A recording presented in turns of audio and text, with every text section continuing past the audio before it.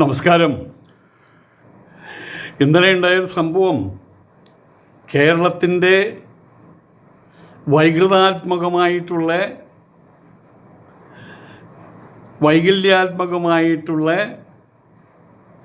ഒരു ഭാവിയിലേക്ക് വിരൽ ചൂണ്ടുകയാണ്.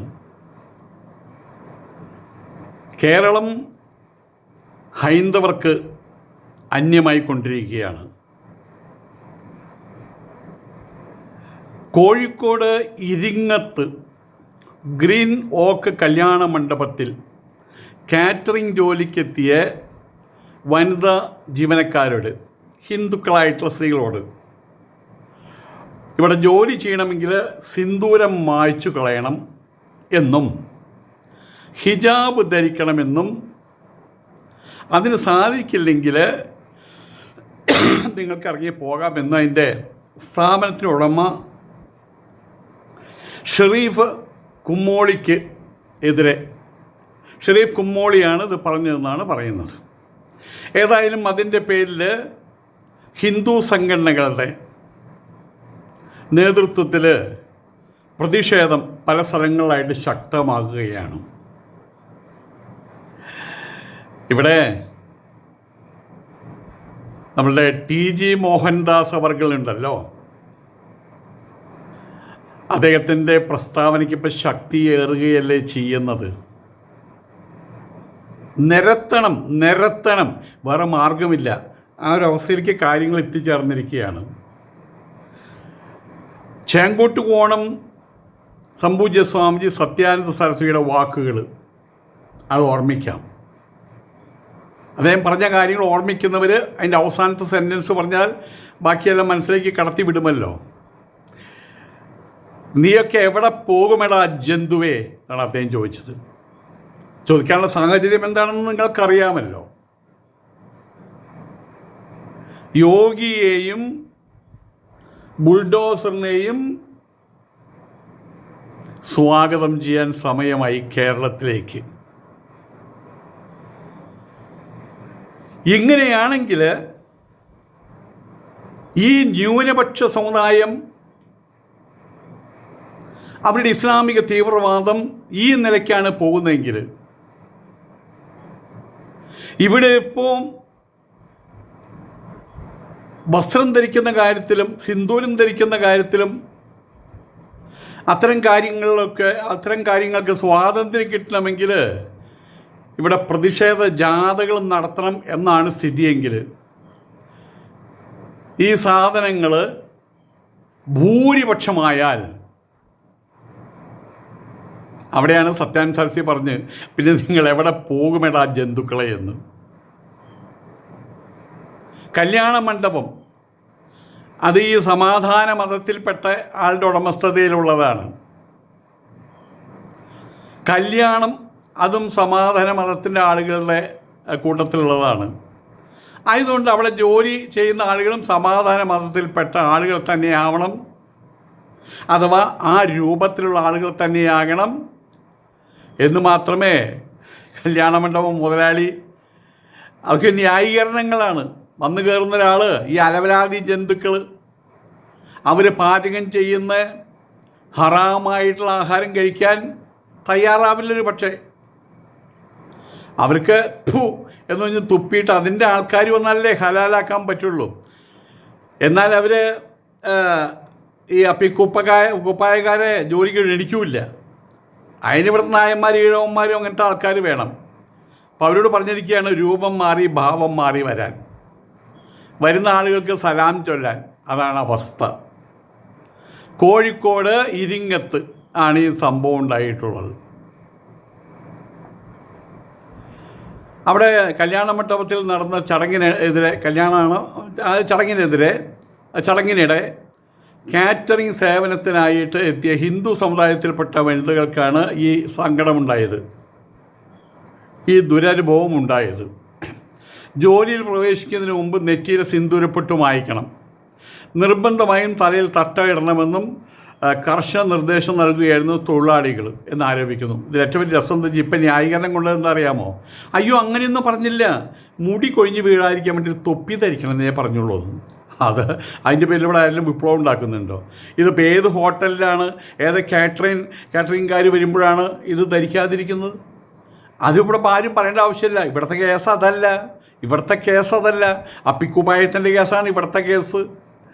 ഉടമയുടെ സമ്മർദ്ദത്തിന് വഴങ്ങി ചില തൊഴിലാളികൾ തട്ടം ധരിച്ച് ജോലി ചെയ്തു എങ്കിലും വിശ്വാസപരമായിട്ടുള്ള ആചാരങ്ങൾ മാറ്റിവെക്കാൻ തയ്യാറാകാത്ത മറ്റു ചില ജീവനക്കാർ ഇത് സംഭവത്തിൽ ഞങ്ങൾക്ക് പറ്റില്ലെന്ന് പ്രതീക്ഷിച്ച് ജോലിയിൽ നിന്ന് വിട്ടു നിൽക്കുകയാണ് ചെയ്തത്. സാമുദായിക സൗഹാർദ്ദം തകർക്കുന്ന ഇത്തരം നിലപാടുകൾക്കെതിരായിട്ട് ശക്തമായിട്ടുള്ള നിയമ നടപടി സ്വീകരിക്കണമെന്ന് ആവശ്യപ്പെട്ട് ഹിന്ദു ഐക്യവേദി ജാഥകൾ ജൈവിളികളൊക്കെയും ആരംഭിച്ചിട്ടുണ്ട്. സാമുദായിക സൗഹാർദ്ദം അവിടെ വേണ്ടടോ. സാമുദായിക സൗഹാർദ്ദം അവർക്ക് വേണ്ടെങ്കിൽ ഇവർക്കെങ്ങനെ? സൗഹാർദ്ദം ഒരു വ്യക്തി ഉണ്ടാക്കേണ്ടതാണോ? ആരോ പറഞ്ഞ പോലെ എനിക്ക് അവളെ ഇഷ്ടമാണ്, ഞാനവളെ കല്യാണം കഴിക്കാൻ തയ്യാറാണ്. സമ്മതം പകുതി. അറയ്ക്കൽ ബീവിയെ കെട്ടാൻ പകുതി സമ്മതം കിട്ടിയിട്ടുണ്ട്. ആരുടെ? എൻ്റെ സമ്മതം കിട്ടിയിട്ടുണ്ട്. ഇനി ആരുടെ സമ്മതം വേണ്ടേ? ഇനി അറയ്ക്കൽ ബീവിയുടെ സമ്മതം മതി എന്ന് പറഞ്ഞ പോലെയാണ്. സൗഹാർദ്ദം ഒറ്റയ്ക്കൊരു സൗഹാർദ്ദം ഉണ്ടാവില്ല. സൗഹാർദ്ദം ഉണ്ടാവണമെങ്കിൽ കുറഞ്ഞത് 2 പേര് വേണം. ഈ ജിഹാദി ഇസ്ലാമിസ്റ്റ് ആളുകൾക്ക് വേണ്ടാത്ത സൗഹൃദം എന്തിനാടാ നാറി ജന്തു നീ കൊണ്ട് നടക്കുന്നത്? ഇപ്പോഴും പറയുന്നത് എന്താണ്? സാമുദായിക സൗഹാർദ്ദം തകർക്കുന്ന ഇത്തരം നിലപാടുകൾക്കെതിരെ ശക്തമായിട്ടുള്ള നിയമ നടപടി സ്വീകരിക്കണമെന്ന്. ഞാനൊരിക്കലും പുഞ്ചവേൽ എന്ന് പറഞ്ഞ സ്ഥലത്ത് സിസ്റ്റർമാരുടെ ആശ്രമത്തിൽ പോയി, കോൺവെൻറ്റിൽ. അപ്പോൾ അവിടെ ചെല്ലുന്ന സമയത്ത് ഒരു നായ അതിൻ്റെ ഉള്ളിൽ. ഞാൻ ഗേറ്റ് കിടന്നപ്പോൾ സിസ്റ്റർമാർ പറഞ്ഞു കുഴപ്പമില്ല സ്വാമി വന്നോളൂ എന്ന് പറയുന്നുണ്ട്. പക്ഷെ അവന് മുമ്പിൽ കിടന്ന് എന്ന് കുരയ്ക്കുക. വലിയ നായയാണ്. നായക്കറിയില്ലല്ലോ ഞാൻ ഗസ്റ്റായിട്ട് ചെന്നതാണെന്നും അവർ വിളിച്ചിട്ട് ചെന്നതാണെന്നും അറിയില്ലല്ലോ. ഇത് കിടന്ന് ചാടി. അപ്പം അന്ന് ഞാൻ പാൻറ്റും ഷൂസൊക്കെയാണ് വേഷം. നല്ല ഷൂസാണുള്ളത്. വല്ലാതെ കളി വന്ന സമയത്ത് ഒന്നാ വെച്ച് കൊടുത്തു. ആ പട്ടി കമണം മറിഞ്ഞിട്ട് താഴ്ത്തി വീണേ. പിന്നെ അവിടെ നിന്ന് ഒരു ഓട്ടോ ഓടിയിട്ടുണ്ട്. അത് കഴിഞ്ഞ് ഞാനവിടെ 1 മണിക്കൂർ ഇരുന്ന് ചായ കുടിക്കലും അവിടെ ചെന്ന കാര്യങ്ങൾ നിർവഹിച്ച് പോരുമ്പോൾ ഇത് അകലേന്ന് കേൾക്കാം കരച്ചൽ. ഇതേ മാർഗമുള്ളൂ. ഇങ്ങനെ വല്ലാതെ തത്തി കളിക്കുമ്പോൾ ഒന്ന് കൊടുത്താൽ തെരിയും. അല്ലാണ്ട് അങ്ങനെ വന്നിട്ട് ഈ കുറയ്ക്കുന്ന പട്ടിയുടെ എന്താടാ ടിപ്പു എന്ന് പറഞ്ഞ് കളിച്ചിട്ട് കാര്യമാകുമ്പോഴേക്കും കയറി കടിക്കും. ആയതുകൊണ്ട് തന്നെ മതസൗഹാർദ്ദം അവർക്ക് വേണ്ടെങ്കിൽ ഇനി ഞങ്ങൾക്കും വേണ്ട, അതൊരു തീരുമാനം എടുക്കുക. വേറെ മാർഗവുമില്ല. ഇതേ മാർഗമുള്ളൂ, രണ്ടാമതൊരു മാർഗവുമില്ല എന്നുള്ളതാണ് സത്യം. ഏതായാലും ഇവിടെ സിന്ദൂരം മാച്ച സംഭവം, ഒരു ഹിന്ദു സ്ത്രീ സിന്ദൂരം മാക്കുന്നത് എപ്പോഴാണെന്ന് അറിയാമോ? ഭർത്താവ് മരിക്കുമ്പോൾ. പിന്നെ അവൾ സിന്ദൂരം ധരിച്ച് നടക്കാറില്ല. അപ്പോൾ അത് വളരെ അതിദാരുണമായിട്ടൊരു അവസ്ഥയാണ് സിന്ദൂരമാക്കേണ്ട ഗതികേട്. പണ്ടിവിടെ മരിച്ചുപോയ 2 വനിതാ നേതാക്കൾ സുഷമ സ്വരാജും ഭാരതി, ഇവർ 2 പേരും അന്ന് സോണിയ ഇവിടെ പ്രധാനമന്ത്രിയാകുന്നു, നാളെ തന്നെ ആകും എന്നൊരവസ്ഥ വന്ന സമയത്ത് ഉമാഭാരതി പിന്നെ സുഷമ സ്വരാജ് അവർ പ്രഖ്യാപിച്ചെന്താണെന്നറിയാമോ? അങ്ങനെ ഇവിടെ സംഭവിച്ചാൽ ഞങ്ങൾ തലമുണ്ടനം ചെയ്യുന്നു. അത് നമുക്ക് കേരളീയർക്ക് അത് പറഞ്ഞാൽ മനസ്സിലാവില്ല. ഉത്തരേന്ത്യ അങ്ങനെ ചെയ്തു കഴിഞ്ഞാൽ ഉത്തരേന്ത്യ കത്തുമായിരുന്നു. ആ ഒരു സംഭവത്തിൻ്റെ പേരിൽ കൂടിയാണ് അവർ പിന്മാറിയതും മൻമോഹൻ സിംഗിനെ അവിടെ കൊണ്ട് പ്രതിഷ്ഠിച്ചതും. ഇപ്പോൾ ഇവിടെ ആ ഒരു സാഹചര്യം എടുത്തിരിഞ്ഞിട്ടുള്ളത് സിന്ദൂരം മാച്ചു കളയണം. ഇപ്പോൾ എൻ്റെ സ്ഥാപനത്തിൽ വരുമ്പോൾ സിന്ദൂരം മാച്ചു കളയണം. നാളെ വഴി നടക്കണമെങ്കിൽ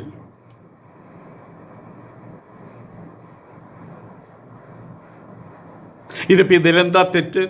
കല്യാണ മണ്ഡപം സമാധാന മതക്കാരൻ്റേത്, കല്യാണം സമാധാന മതക്കാരൻ്റേത്. അപ്പോൾ ജോലിക്കാർ സമാധാന മതക്കാരാവേണ്ടേ? അവരാൾക്കാരെ കിട്ടില്ല, ശമ്പളം കൂടുതൽ കൊടുക്കണം, അവരൊക്കെയും പണക്കാരാണല്ലോ. അപ്പോൾ ഈ ജന്തുക്കളെ തന്നെ വേണം. അപ്പോൾ എന്ത് ചെയ്യണം? നിങ്ങൾ വരുമ്പോൾ ഹിജാബൊക്കെ ഇട്ട് ചാക്കിൽ പൊതിഞ്ഞ് സിന്ദൂരം മാച്ച്, അദ്ദേഹം പറഞ്ഞത് അതാണ്. ഇത്രയുമാണ് മുതലാളി ഉദ്ദേശിച്ചത്. ഏതായാലും ഒരു കാര്യം ചോദിക്കാതിരിക്കാൻ പറ്റില്ല, ഇവറ്റകളിപ്പോൾ ഒരു ന്യൂനപക്ഷ സമുദായമാണ്.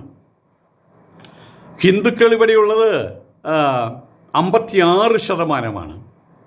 ആ ഒരു സാഹചര്യത്തിൽ ഇങ്ങനെയൊക്കെയാണ് സംഭവിക്കുന്നതെങ്കിൽ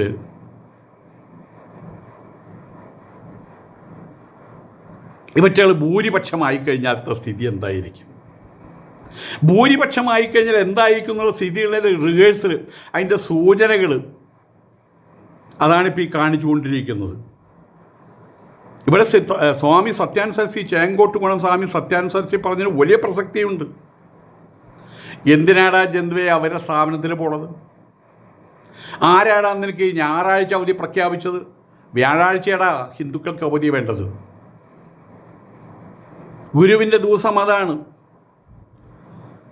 ഞായറാഴ്ച ക്രിസ്ത്യാനികളുടെയാ, അത് നിനക്കെന്താ ബന്ധം? മറ്റൊന്ന്, നിൻ്റെ കടകളിൽ മാത്രം നീ പോകുക. ഒരു ടാക്സി വിളിക്കുമ്പോൾ നിൻ്റെ ആളുകളുടെ, ഹിന്ദുക്കളുടെ ടാക്സി വിളിക്കുക. ഒരു ഓട്ടോറിക്ഷ വിളിക്കുമ്പോൾ ഹിന്ദുക്കളുടെ ഓട്ടോറിക്ഷ വിളിക്കുക. അന്ന് സത്യാനന്ദ സരസ്വതി തീവ്രവാദിയായിരുന്നു, ഭീകരവാദിയായിരുന്നു. ഇപ്പം അദ്ദേഹത്തിൻ്റെ വാക്കുകൾക്ക് പ്രസക്തി ഉണ്ടോ ഇല്ലയോ നിങ്ങൾ സ്വയം ചിന്തിക്കുക. അദ്ദേഹം പറഞ്ഞത്, ഇതിങ്ങനെ നിങ്ങൾ കണ്ടും കേട്ടിരുന്ന് സഹിഷ്ണുതയുടെ അങ്ങേറ്റം, അത് പിന്നെ മനോഹാരിതയുള്ളൊരു കാര്യമല്ല, അടിമത്തമാണ്, വിധേയത്വമാണ്. ആ ഒരു സാഹചര്യം വന്നാൽ അപ്പോഴാണ് അദ്ദേഹം ചോദിച്ചത്, നീ എവിടെ പോകുമെടാ ജന്തു എന്ന് ചോദിച്ചത്. ഒരു സത്യം അവശേഷിക്കുന്നുണ്ട്. RSS രാഷ്ട്രീയ സ്വയം സേവക സംഘം ഉള്ളതുകൊണ്ട് ഇവിടെ ഹിന്ദുവുണ്ട്, തലയുയർത്തി നടക്കുന്നുണ്ട്, സ്വന്തം കാലം നടക്കുന്നുണ്ട് എന്നതായി സ്ഥിതി. ലവ് ജിഹാദിന് രസം എന്താ വെച്ചാൽ, ഞാൻ പെരിന്തൽമണ്ണയിൽ പോയപ്പോൾ വളരെ വർഷങ്ങൾക്ക് മുമ്പാണ്, അവിടെ ലവ് ജിഹാദിന് തുടക്കമിടുമ്പോൾ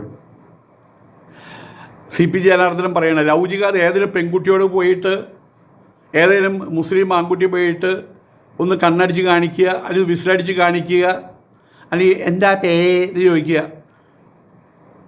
അപ്പോൾ അവൾ ഇങ്ങനെ പറയണം, അങ്ങനെ പഠിപ്പിച്ചിരിക്കുക, എൻ്റെ പേര് പുഷ്പലത, ചേട്ടൻ്റെ പേര് പുഷ്പരാജ്, RS കാരനാ. അതെയോ, നമസ്കാരം, കഴിഞ്ഞു, സലാം പറഞ്ഞ് പിരിഞ്ഞു, പിന്നെ അടുക്കില്ല. ഏതായാലും വീട്ടിൽ RS കാരനുണ്ടെങ്കിൽ അവിടുത്തെ പെൺകുട്ടികളെ ആരും കണ്ണടിച്ച് കാണിക്കില്ല. അതറിഞ്ഞാൽ പിന്നെ ഇവൻ്റെയൊന്നും പൊന്തില്ല എന്നർത്ഥം, അതാണ് സത്യം. ഏതായാലും എല്ലാവരും കൂടി മതേതരത്വ ഭാവങ്ങളെ മതേതരത്വം ഇപ്പോൾ കേരളത്തിൽ പൂത്തൊലിയല്ലേ വാസ്തവത്തിൽ. അവസരമൊരുക്കിയതായ ജന്തുക്കൾ തന്നെ ഇപ്പോൾ പൂത്ത് തളിർത്ത് കായ്ബലം വന്ന് പഴുത്ത് പാകമായി. അതിൻ്റെ പരിണത ഫലമാണ് ഈ കാണുന്ന ഫൈനൽ ഔട്ട്കം. ഞങ്ങൾ ഭരിക്കും കേരളത്തിൽ, ഞങ്ങൾ പറയും നിയമങ്ങൾ. ലീഗ് ഭരിക്കും കേരളത്തിൽ, ലീഗ് പറയും നിയമങ്ങൾ. ഞങ്ങൾ ആരെയും തെറി വിളിക്കും, അതിന് ഞങ്ങൾക്ക് ലൈസൻസ് ഉണ്ട്. നമ്മളുടെ ഗോൾഡൻ വിസ എന്നൊക്കെയും പറയില്ലേ, എപ്പോൾ വേണി ഏത് സമയത്താണ് കടന്നുചെല്ലാം. അതുകൊണ്ടാണ് ധൈര്യപൂർവ്വം അവർ പറഞ്ഞത്, വെള്ളാപ്പള്ളി തെമ്മാടി, സുകുമാര തെമ്മാടി, ഏതവനാടാ വെള്ളാപ്പള്ളി, ഏതവനാടാ സുകുമാരൻ. തിരിച്ച് ഞാനിത് പറഞ്ഞാത്ത സ്ഥിതി എന്താണെന്ന് അറിയാലോ, പറഞ്ഞല്ലോ. എൻ്റെ ലാപ്ടോപ്പും പോയി, എൻ്റെ മൊബൈലും പോയി, എൻ്റെ കുറേ പൈസ അങ്ങോട്ടും ഇങ്ങോട്ടും പോകാൻ ഇനി എന്തെല്ലാം വരും. പിഴ കിട്ടണമെങ്കിൽ എത്ര പതിനായിരങ്ങളെ ചോദിക്കാമെന്നറിയില്ല. ഇതാണ് സ്ഥിതി. എൻ്റെ മാത്രം സ്ഥിതിയല്ല, എല്ലാവരുടെയും സ്ഥിതിയല്ല.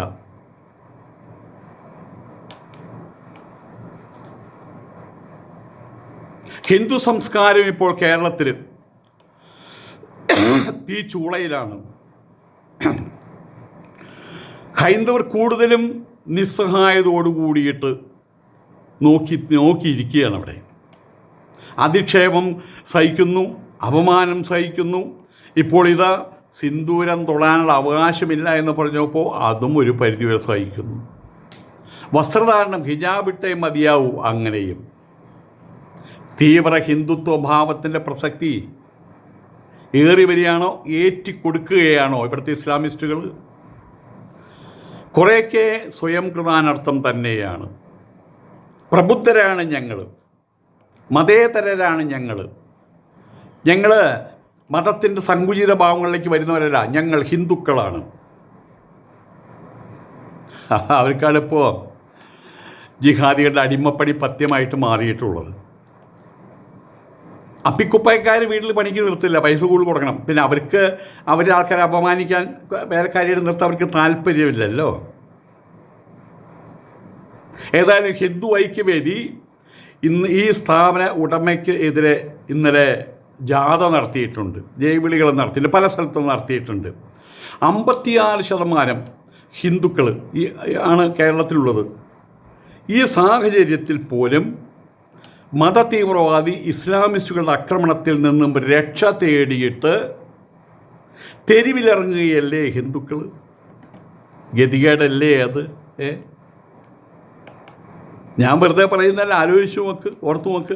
കാശ്മീരിലെയും പാകിസ്ഥാനിലെയും ബംഗ്ലാദേശിലെയും ന്യൂനപക്ഷ ഹിന്ദുക്കൾ, ഇവിടെ ഭൂരിപക്ഷമാണ് ന്യൂനപക്ഷ ഹിന്ദുക്കൾ, എത്ര സഹിച്ചു കാണണം? ആലോചിച്ച് നോക്ക്. ഇനി പ്രതികരിക്കണം. അത് ജൈവിളിയല്ല, ഇങ്ങനെയൊക്കെ ചെയ്യാവോ അതല്ല വേണ്ടത്.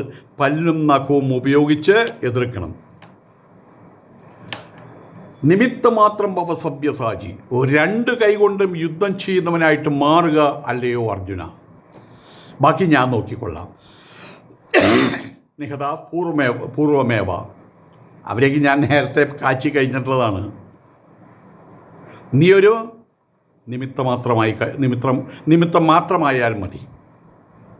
അത്രയും കഴിഞ്ഞ ബാക്കി ഭഗവാനൊപ്പം ഉണ്ടാകും. അത് നമ്മൾ കയ്യും കെട്ടിയിരുന്ന് ദൈവം നോക്കിക്കോളെന്ന് പറഞ്ഞിരുന്നാൽ ദൈവം നോക്കലൊന്നും ഉണ്ടാവില്ല. ഇനിയും നോക്കിയിരുന്നാൽ കേരളത്തിൽ ഹിന്ദുക്കളൊരു 3ാം വർഗമായിട്ട് തീരും, ആണും പെണ്ണും കെട്ട വർഗമായിട്ട് തീരും.